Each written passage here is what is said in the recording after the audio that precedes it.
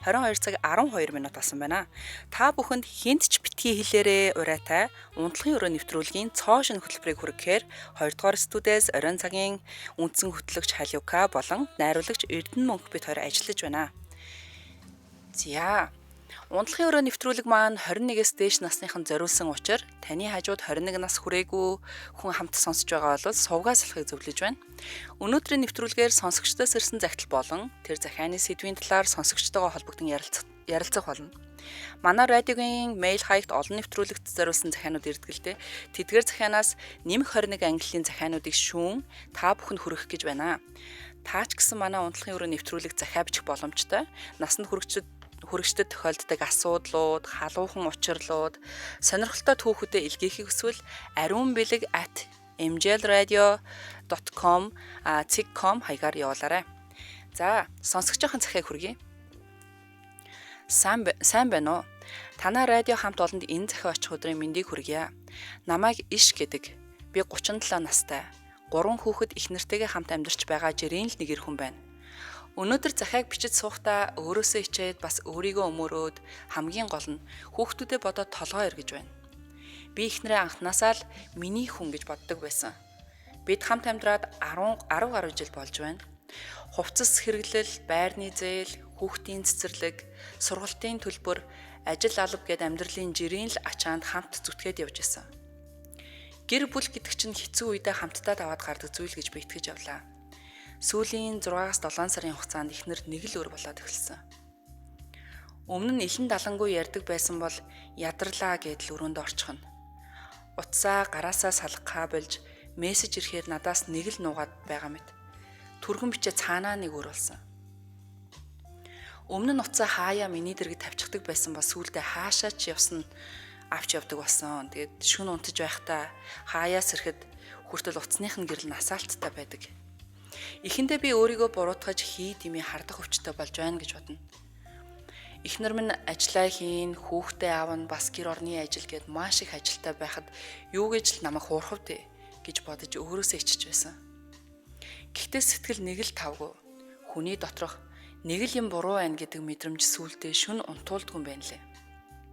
Хаяа утсыг нь нууцаар үзсэн ч ямар ч шинэ мессеж, чат байхгүй. Уг нь саяхан л хүнтэй юм бичээд байсан юм. Би ч өөрийгөө ургуулж боддог тэнэгэл юм байна даа гэж бодоод хайчихна. Харин нэг баасан гарагт ажлынхантайгаа шоудаад гадуур гарч шөнийн 4 өнгөрч байхад халамцсан орж ирлээ. Тэгээл удалгүй шууд унтчихсан. Тэгтэл утсанд нь нэг л мессеж дин гэд ирдэг юм байна. Эхнэр ч сэрэхгүй байсан болохоор нууцаар аваад уншчихлаа. Мессежэнд нь сайхан амраараа хонгор минь. Өнөөдөр үнэхээр сайхан байлаа. Бараг тасарчихсан. Нөгөө нууцаар чат мессеж бичээд байдгийн санаанд ороод дотроос хатгасаар байгаад утсыг нь үзв. Гэртээ орж ирэхээс өмнө нэг дугаартаа бараг 30 минут ярьжээ. Тэр дугаарыг нь бичсэн мессеж рүү орсон. Сайхан амраараа хонгор минь өнөөдөр чамтай байх сайхан байлаа гэсэн мессеж байна. Миний дотор уур дүрс гээл явчихлаа. Өмнөх мессежний түүх байхгүй. Саяны мессежнээс өөр мессеж ч байхгүй. Шууд сэргээд энэ хин юм бэ гэж орилмоор байсан ч дугаар андуурсан юм болов, эмхтэй найз нь юм болов гэсэн бодлууд ч орж ирлээ. За ямар тач баталгаагүй юмд харзас хэрдээд яах вэ гэж бодоод дугаарыг тэмдэглэж аваад унтсан да. Маргааш нөгөө дугаараа нууцлж байгаа залглаа. Яа харахгүй эрэгтэй хүн байна уу гэхэд дотор харанхуулаад л явчихлаа. 00 орсон хойно утсыг нь үзэхэд ямар ч сэжигтэй мессеж байхгүй. Бүр өчигдөр шин ирсэн мессеж ч байсангүй. Яа харахгүй мессежүүдээ устгадаг болж таарлаа. Тэгээд бүр баталгаатай болохоор шийдсэн дээ. Ажлынхаа жинзи дүүгээс асууж байгаад утсан дээр нэг аппликейшн татаж суулгаад зөвлөсний дагуу нууц нэх ороод байдаггүй фолдерт нь нууцглаа. Ингээд би эхнэрийн байрлалыг 24/7 хяндаг болсон. Гэхдээ эхнэр мэдэхгүй л дээ. Эхний 2-3 өдөр асуудал байгаагүй ч нэг өдөр цайны цагаар нэг сэжигтэй газар руу орчихлоо. Ажил нэг холгүй болохоор тэр газар нь шууд явж очиход жижигхэн зочдлууд л байсан. Нилийн холоос машиндаа хараа сууж байхад зочид буудлаас манай эхнэр нэг бандгар цагаан залуутай гарч ирсэн. Тэр үед миний дээрээс жинхэнэ хөх тэнгэр хөмрөшгөл боллоо. Тэр хоёрыг цаашаа алхаж байхад би нөгөө шөнө мессеж бичдэг утас руу дугаараа нууцлаа залгахад эхнэрийн минь хажууд байгаа залуу утсаа гарган байна уу гэсэн. Тэгээд л миний уур дээцэгтэй хурж шууд гүйжчихэд хэвтэрд ортолон зодчмоор байсан ч шууд эхнэрээсээ салаад явчихмаар ч юм шиг үнэхээр яах аргагүй яахаа мэдэхгүй төрөлдлөө. Орой харих замдаа гэрийн хажуудны газар суугаад одоо яах талаараа бодон жаахан хатуу юм уусан. Тэр өдөр миний амьдрал тэр чигээрээ л нүдэн дээр минь харагдаж байсан да. Анх эхнэртэйгээ танилцсан мөч, хурмаа хийсэн мөч, анхны хүүхэд төрсөн мөч гэд бүгдийг нь бодсон. Би эхнэртэй үнэхээр хайртай. Гэхдээ эхнэр минь намайг араар тавьдаг. Миний хайртай эхнэр хамгийн бузар, булаа хүн шиг л санагдаж байлаа. Би тэр хүнтэй дахиж уулзахыг ч хүсэхгүй байгаач миний 3 хүүхэд нүдэнд нь харагдаж байсан. Тэр өдөр хараад унтаад л өгсөн. Ер нь тэрнээс хойш 2-7 хоног шахуу эхнэртэйгээ нэг их юм яриаггүй л явлаа. Ярихгүй л байна. Харахаар нүд хорсоод хэрэлчих гээд байгаач хүүхдүүдэд хараад тайвширч байна. Одоо яахаа сайн мэдэхгүй л байна. Салах уу, ингээд нуугаад үлдэх үү, эсвэл хилээд учраа олох уу гэдгээ шийдэж чадахгүй л байна. Ямар ч байсан ямар нэгэн болвол юмыг яаж мэдхэвдэ гэд эхнэрийн тэр залуутай буудал орж байгаа, буудлаас гарч байгаа, үнсэлцэж байгаа зургуудыг авчихсан хадгалж л байгаа. Нөгөө талаас би өөрийгөө буруутгаж эхэлсэн. Би үнэхээр анхаараагүй байсан уу? Дотн харьцаанд орох чадвар минь эхнэрт хангалтгүй байв уу? Эсвэл тэр залуугаас надаас авч чаддгүй хайр халамж мэдэрсэн юм болов уу? Эсвэл зүгээр л надад хайргүй юм болов уу гэж олон янзаар бодож үзлээ. Хамгийн хэцүү нь одоо би эхнэрийнхээ үгэнд итгэж чадахгүй болсон. Зүгээр л нэг юм ярихт нь ерөөсөө л худлаа яриад л байгаа юм шиг санагддаг. Хамт сууж байхад хүртэл толгой дотор одоо уцаа шалгах болов уу, яриад байна уу гэдэг бодол эргэлдээд би өөрийгөө танихаа болж байна. Энэ бол миний хүсдэг амьдрал биш.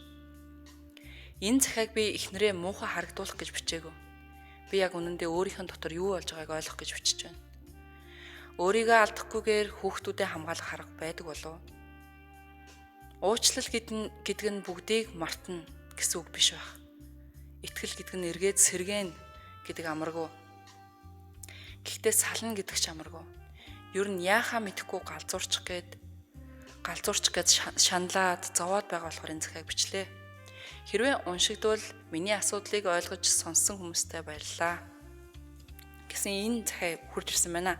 За одоо ингээд шууд эфирийн утсыг нээсэн байгаа. Хэрвээ та Монголоос холбогдож байгаа бол 77 77 38 83 гаднаас холбогдож байгаа бол 77 77 88 30 гэсэн дугаараар холбогдох юм аа. Мэдээж таны утасны дугаарыг зарлахгүй мөн хоолойг нь өөрчлөх учраас айж сандрахгүйгээр зөв чөлөөтэйгээр бодлоо хуваалцахад болох юм. Ярихтаа мэдээж цензуртай байх нь зүйтэй бас тодорхой хэмжээний. Учир нь яагаад вэ гэхээр MJL радиог секунд тутамд 200 мянгаас дээш хүмүүс дэлхийн 169 оронд Монголын 21 аймаг даяар сонсдог тул бас мэдээж уцаар холбогдож ярихдаа бүдүүлэг хэрэглэхгүй байх зарим нэг үг нэрсийг арай нэг зөөлрөж дуудах нь зүйтэй болов уу гэж бодож байна. За эхнээ сонсогч аавь. Байна уу? Сайн байна уу. За захиагаа сонссноо тийм ээ? За жоохон чангал. За харин жоохон сул сонстоод байна. За авчгаар. За одоо яаж байна? Одоо арай гоё. За. За түрүүний захиаг сонслоо. Тэгээд эмэгтэй хүнийг эргэсэн бол бодлоо юм байлээ дээ. Тэгээд түрүүний залууд хэлэхэд болоод юу ямар юм.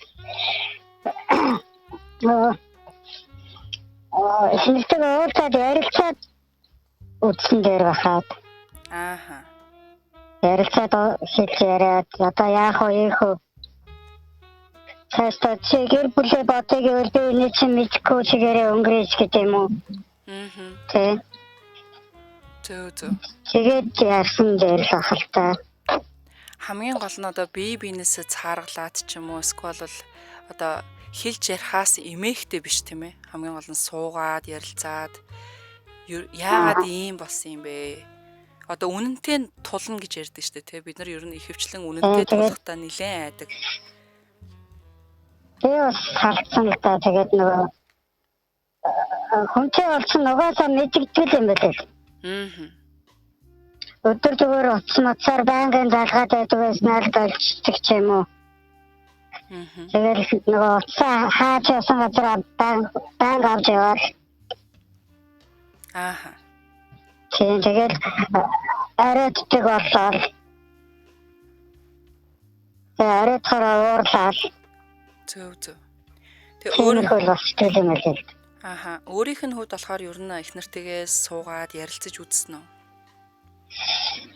Тэр юм бол шууд ерөөсөө тэрийг мэдчихээ тэгээд залгасан чинь 2 цагтаа орж ирэл. Наад хүн чинь согтуу байгаа. Наад хүн чинь над руу агсан тавина.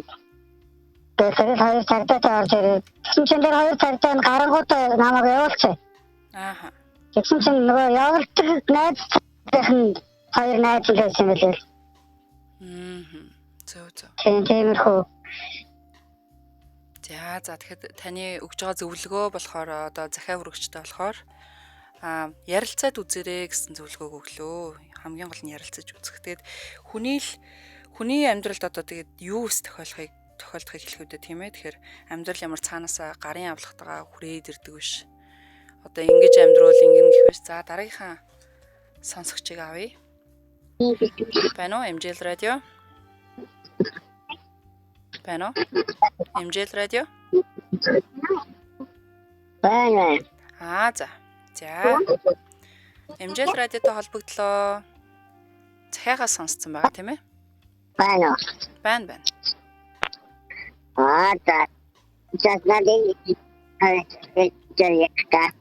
За. За, утсан жоохон тасалдаж сонстоод байна.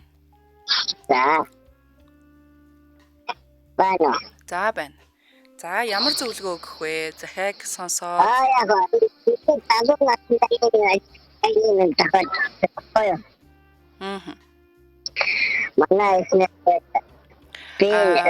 уучлаарай, өөрийнх нь утас нь айгүй тасарч ингэ шуугантай орж ирээд байна. Байна. За, яхааргүй таслахаас өөр аргагүй боллоо. Яг бол утас нь үнэхээр пажигнаж тасарч орж ирээд байна. За, тэгэд утас маань болохоор 77 77 38 83 гэсэн дугаараас Монголоос гадаадаас холбогдохоор бол 77 77 88 30 гэсэн дугаараар холбогдоод ороод ирээрээ. Тэгээд та ямарваа нэгэн байдлаар одоо утасныхаа дугаарыг хилүүлэх ч юм уу эсвэл дуу хоолойг нь өөрчилж байгаа учраас санаа зовхгүй ороод ирээрээ. За дараагийн сонсогч авъя. MJL радио. Байна уу? Сайн айгүй их паржганаантай байна. Замд явж гин үгүй юу? Гоо. За сайн үний захлыг сонсоод тэгээд айгүй ухаантай шийдвэр үйлдэл гаргасан байна. Тэр багийн үнээс гарахаагүй. Тийм болохоор ерөөсөө хүний үгэнд битгий итгээрээ өөрийнхөө яг зүүн сонгоор асуудлаа шийдэрэй гэж хэлмээр байна да. За. Мондөг хүн байна тэгээд энэ асуудлыг шийдэх хөө. За баярлалаа. Тэгээд манай захиа хаягалагч иш маань болохоор бүр 2-2 7 хоног дуугаа явж чадсан гэдэг нь өөрийгөө бас ямар их төвчээртэй ирэх хүн бэ гэдгийг бас харуулж байгаа юм л та. Тэгээд гэхдээ ярилцахаас зүгтах бол айгүй буруу санагдчихээн. Болж игэл яг асуудалтай ийм том хүнд асуудалтай тулгарсан байгаа юм чинь аль болохоор их нэртэй очоод ярилцсан зүгээр л дээ. За дараагийн сонсогч авъя. MJL радио. Байна уу? MJL радиотой холбогдсон байна. Байна. Байна. За, үчимдээ хүргэе. Би саний нөгөө яриг сонсоод. Тэгээд тэр нөхрийг ерөнхийдөө ихнэртэйгээ нэг сайхан ярилцаад нэг удаа нэг сайхан уучлаад үтсэн зүгээр юм болоо л бодчихсон. Зөв. Нэг өөрөө ингэж манай нөхөр араа тавиал ингээд хадаа нөхөртөө яг толоо тавьчих чадахгүй байж байгаа. Сүүлд нь нэг нөхөр сарын дараа нөхөртөөгөө ярилцаж үзсэн. За тэгээд нөхөр нь одоо намайг уучлаарай. Би ятаахич ийм асуудал гарахгүй гэд. Одоо л би тэр ямар ч асуудалгүй сайхан амьдарч байна.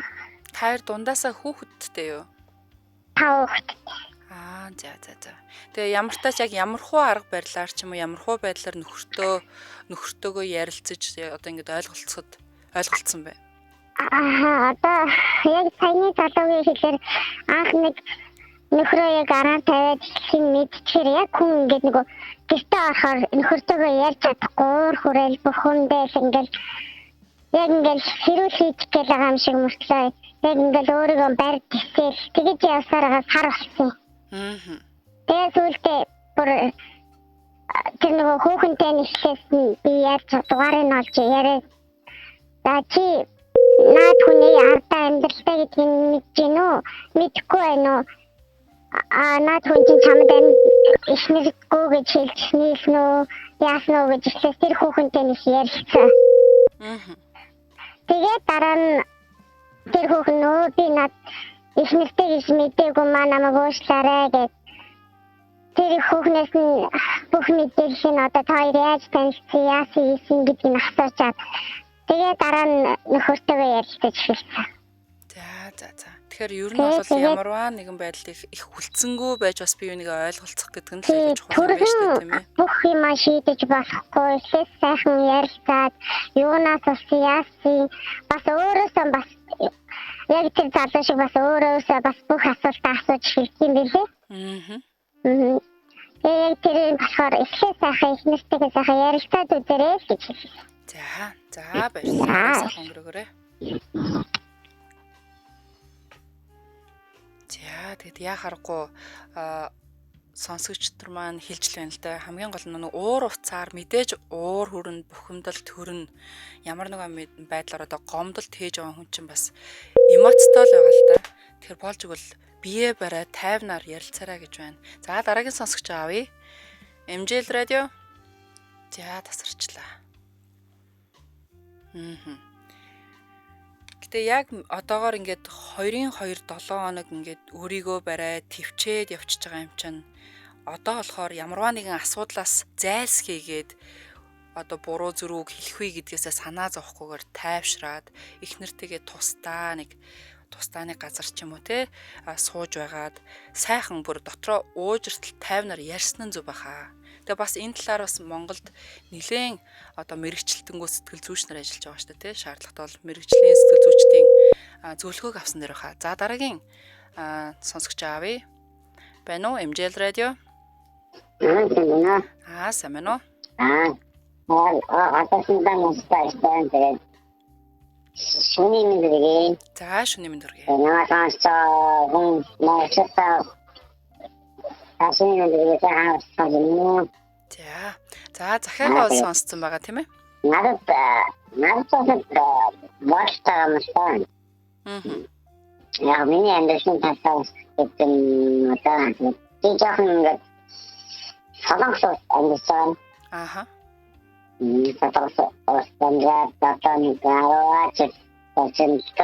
За 10-аад ч солонгост байгаа юм байна шүү дээ.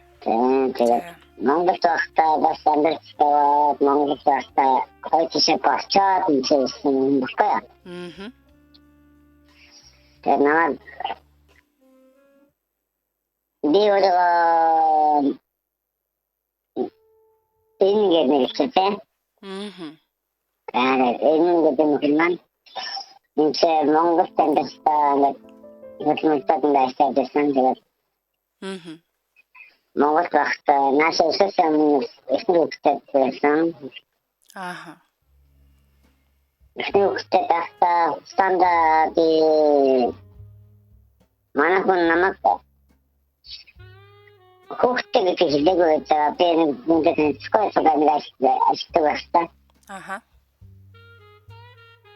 Тэгээд хүүхдээ гэж хэлээгүй байгаа. Надтай смутсан байсан. Жилийн дараа тэгээд Эвэтэй хүүхдээ байгаа. Би ингээд ингээд хаяа явж ирсэн юм байна. Янат аан чинь сонин амьсгал үүсдэг.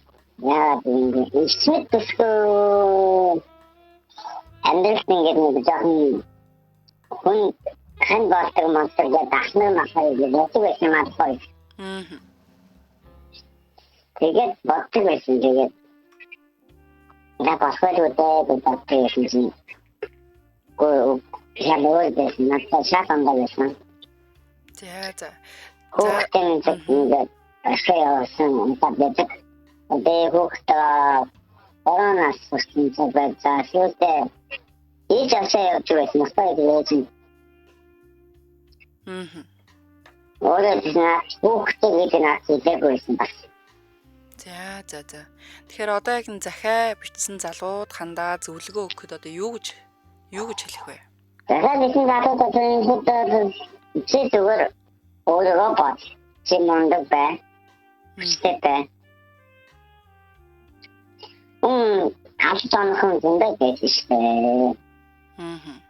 Энэ болоныг дав цоос хүчээ чамд юусэн байгаа. Их нартай ер нь дахиад нэг боломж олгоод үзсэн зүв байх гэж бодохгүй нөө. Боломжийг олгож хасаа ito ингэдэг боддог. Боломжийг хүн олгох тусам хүн явах максимум өстэй. За. Тийм.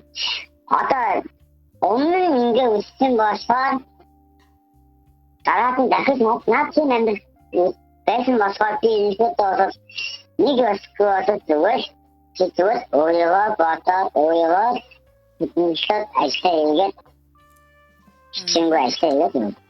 За. Ийм зам байгаа гэж бодсон.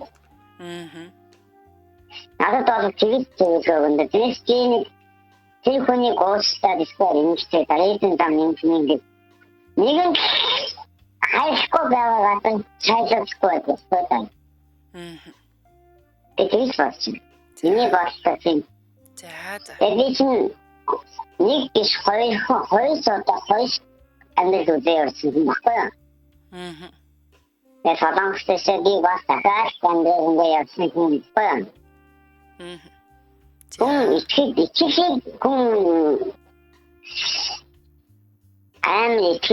Ичиж болдог тэнгууд ичижлийг авдаг. Одоо ингээд алтаа гэж юм байна тийм. Тэрийг хүн чигээр таахгүй болдог хүмүүс үндэ бэднээсээ тэгээд зүгээр чи өөрийнхөө бодсон амьдралаа өөрийнхөө зөвлөлтөд үеийг бодсоо зүгээр өөрийнхөө амьдрал чи ганцхан амьдрал. За. Ганцхан амьдрал. Ганцхан нэрчээ сандаа өөрийгөө бод. Өөрийгөө хайрлах гэж хэлдэг. Тэгэж standardгүй нэг таа одоо юу гэдэг ингэж хүн барин амьд бастай гэдэг тэгээд надад амьд үстэй би энэ фэтэ өөрөө надад асуух зөндөө байдаг. Зөвхөн сихимэтийн үстэндээ бастай гэдэг. Хүн болон хэцүү амьд байдаг. Тэгээд энэ чамдрах хэрэггүй. Хүний амьд орчихсон. Зөв. За. Ганцхан нэг жоо асрахтай. Дахиад гэж бодсон. За баярлаа. За үчиг сайхан өнгөрөөрэй.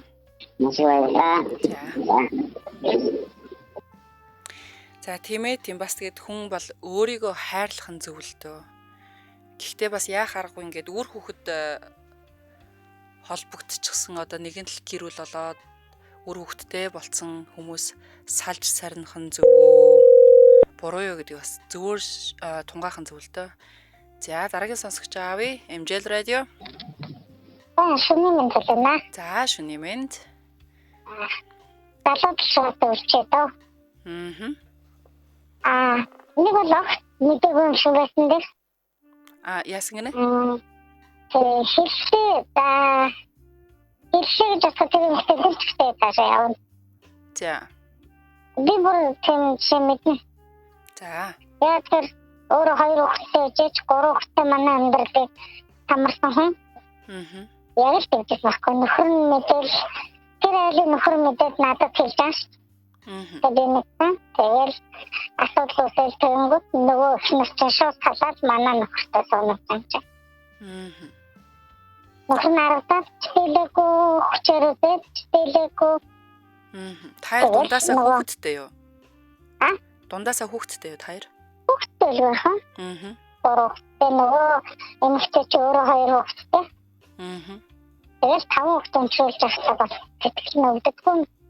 Тэр хүний хувьд бол бас ихнэрээ өөр хүнтэй нөгөө ингэж ширлэн гэж нас тандгүй шүү дээ нөхөн.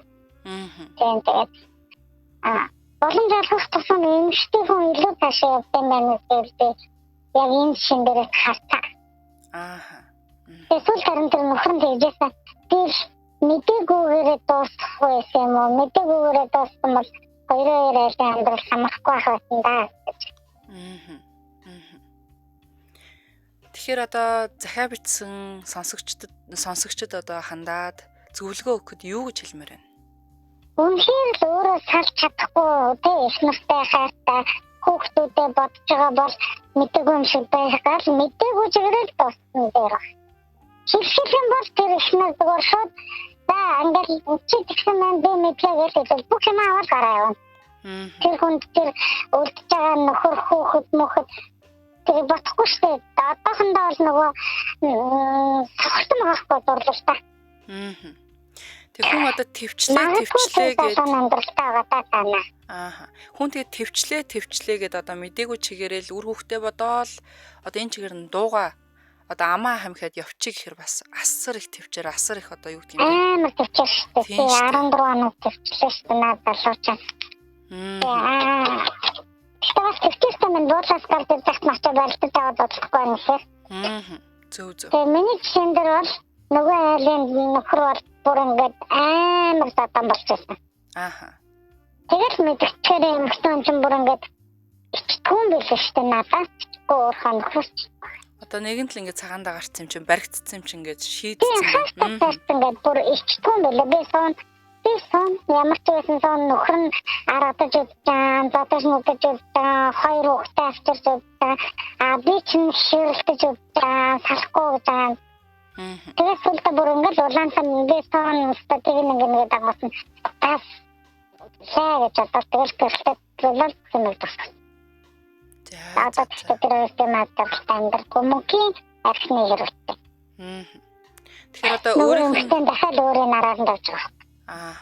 Өөрийнх нь өгж байгаа зөвлөгөө одоо болохоор үнэхээр хайртай байгаа салж сарниж чадахгүй юм бол өөрөөхтэй одоо өөрийгөө одоо төвчээ тэр чигээр төвчл гэдэг юм шүү дээ. Өөр жахан бол аянда нөгөө таад хүн хэрэг гэр бүл ер нь бол гэр бүлтэй хүн байгаа даа. Тэгээд нөгөө айдасныхан сонирхол дуурал байсан. За. Эмэгтэй хүн баригдчих юм бол хаастаа цайсан гэд бүр тагаан багаардаг.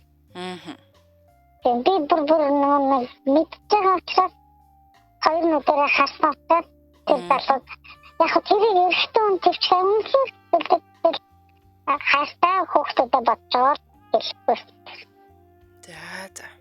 За холбогдоод өөрийнхөө бас зөвлөгөө өгсөн маш баярлалаа. Хамраа. Сайхан.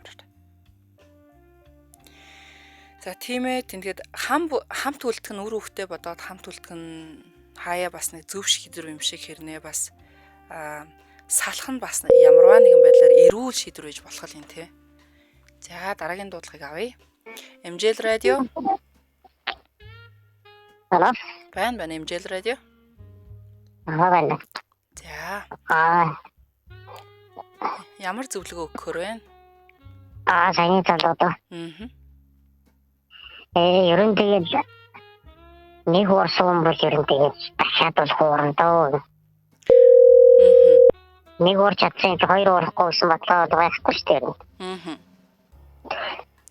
Тэгээд эсвэл одоо болдог бол зүгээр 3 хүүхдтэйгээс 3 хүүхдээ аваад 3 хүүхдтэйгээ хандхад болохгүй юм бол байхгүй шүү дээ. Яг. Тэгэхээр нэг нь хуурсан бол одоо хэцүүдээ л болж байгаа юм байна да тий.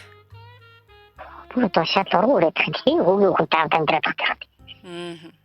Тэгэл Хүний л амьдрал ирэнтэй бараантай тэгэл юу л бол юу өс тохиолдохыг эсэхэл тийм ээ. Тий. Тэг хэдийгээр одоо тэгээд бурууч гэсэн тэгэл хин хаана юу туулаа явж байгааг мэдэхгүй шүү дээ. Ер нь тэгээд хүн ер нь нэг юм хоёр ихгүй гэсэн баталгаа байхгүй шүү дээ. Одоо заавал энэ араа тавьж битүүр хоёр нэг алтрын дээр дахиад авах тохиолдол зөндөө л байдаг. Тэрнээс ямар ч ялгаа.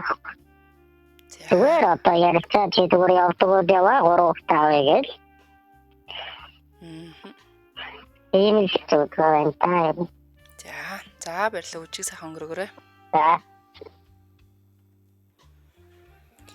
Тийм ээ тэгээд яг энэ нарийн нандин асуудлыг за дараагийнхаа сонсогчийг аваадах юм. MJL радио унтлагын өрөө нэвтрүүлэг сонсож байна.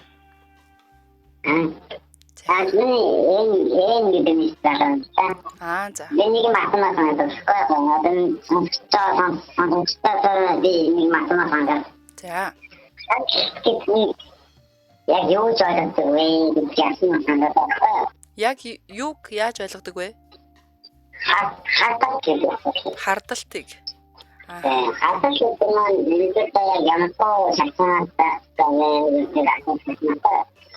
За. Яасан үдээс хооч ингээд яаж үдээвэлтэй.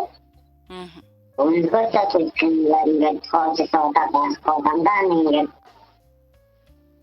Идээс энэ боо асуусан гараад үдээвэл байж дандаа ингээд шатууж ингээд. Тэгээд ингээд үдээсээ бодоод ингээд одоо ингээд хамтран ингээд жишээ нь бас шатууж байгаа. За тэгэхээр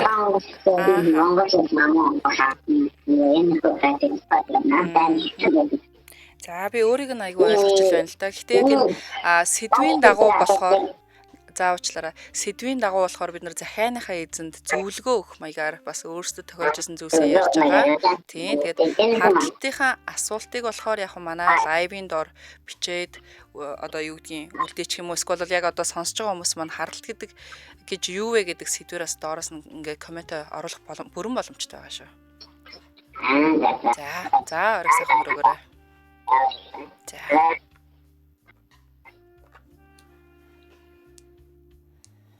Тэгээ би ч бас тэгээд өөрөө бас найз нөхдийн хүрээлэлд ч юм уу хамаатан садны хүрээлэлдээ бас нэлээд олон саллтыг бас харж л байсан л та. Тэгээд яа харгүй үр хүүхэд ингээд оролцсон нөхцөлд бол хэцүү байдгийн. За дараагийн сонсогч аавь MJL радио. Оролцсон нөхцөлд MJL радио. Спикер радиога унтраагаараа давхар сонсогдож байна. Байна. Радиога унтраагаараа давхар сонсогдоод байна. Үчимэнд. За. Ер нь саяны кейсийг ер нь би сонсоогүй л дээ. Гэхдээ тэр залуу хүмүүс яаж оролцоод унцтай санагдаа. Гэхдээ эрчүүд бид нар чинь хүүхнүүдээ зөндөө хуурдаг штэ. Тэгэхээр чи ганц удаа уурах тэр бүсгүй бүрэн хүртэ бодоод өөчсөн дээрээ. Тэгээ хүний амьдрал чинь өөрөө ухчихсан чухал. Тэгэхээр миний хувьд нэг удаа уучлаад үзээч. Нэг удаа уучлаа. Тэгээд их нэртэйгээ ярилцаад үзээч гэж юм шиг. Тий, ярилцаад үзсэн амьдрал баялаг. Юу ч тохиолдоод өнөг хуурсан дахиж хуурна гэсэн тийм байхгүй шүү дээ. Энэ бол хүмүүний л ухамсарын асуудал. Миний хувьд тэгж байна. Би ч ихтэй дөр хуурчсан. Миний их нэг удаа хуурсан. Тэгээд би тэрийг уучлаад өнгөрсөн. Миний манай намайг зөндөө л уучлажсэн. Тийм чинь орондоо ярьцаад амьдралаа уучлалттай гэж зөвлөе да. За баярлалаа. За үчиг сайхан өнгөрөөрэй. За ер нь хууралт гэдэг чинь өөрөө асар том аимшигтай зүйл шүү дээ. Одоо дэлхийн нийтийн судлаачдын сэтгэл зүйчдийн одоо тайлбарлаж байгаагаар бол нэг хууртагтаад үтсэн хүний одоо сэтгэл санааных нь хохирол нь яг л нэг юм автомашины осолд орсон дата байдаг гинлээ. За дараагийн сонсогч аавь. MJL радио. Байна. За. За би бас залуугийн кейсийг бас бүрэн сайн сонсоод байна. Сайн нэг юм сонсож байгаа л. Нэг сэтгэл аваад тийш болоо. За. Одоо энэ системийн хоорондын харилцаа, гэр бүлийн харилцаа энэ ганцхан одоо энэ бэлгийн амьдрал гэдэг энэ бэлгийн харилцаанд тогтохгүй шүү дээ. Өөрөөгөө энэ нам булаа жижиг явах гэдэг маш олон харилцаанууд дээрээс энэ амьдралыг авч явж байгаа. Нэг тэр гадуур одоо хуурсан гэдэг зүйлийг би бас их тийм амар ноцтойгоор битгий хүлээж аваач гэж боддог. За. Тийм зүгээр сайхан ярилцаад юу нь болохгүй байна тий. Одоо ингээд тэр хүн ингээд хизээ тэр хүнээсээ өөрөө ингээд өөрийгөө татаж авах хэмжээнд очсон ингээд бүр чөлөөтэй ярилцаад за үнэхээр болохгүй бол чи юу гэдгийг тэ ганц нэг уулзаад үзтээ тэр болтол нөгөө энэ хүний хайна гэдэг чинь нөхөр гэдэг чинь хүүхдийнх нь ээж гэдэг утгаараа бидний гаргах харилцаа хандлага анхаарлаа ингээд илүү тавьж өгч чадах юм бол ямар ч эмэгтэй хүн зүй яг нөх хүүхдийн эцэг хүүхдийн хэдэл эргээд илүү татагдандаа гэсэн. Тийм зөвлөгөө өгмөр байна. Ер нь маш сайн ярилцаад ер нь бол гэрлэлтэй авч үлдээ гэж зөвлөж байгаа юм байна шүү дээ. Болж өгөх. Тийм маш сайхан ярилцаад тэр заавал өөхсүүлэх гэж байгаа биш тийм. Тэр одоо нэг хүнтэй нэг удаа унтхол нэг хүн хоороод юм тийм зүйл болохгүй хаа. Арай өөрөөр талаас нь хараач гэж зөвлөмөр. За баярлалаа. За.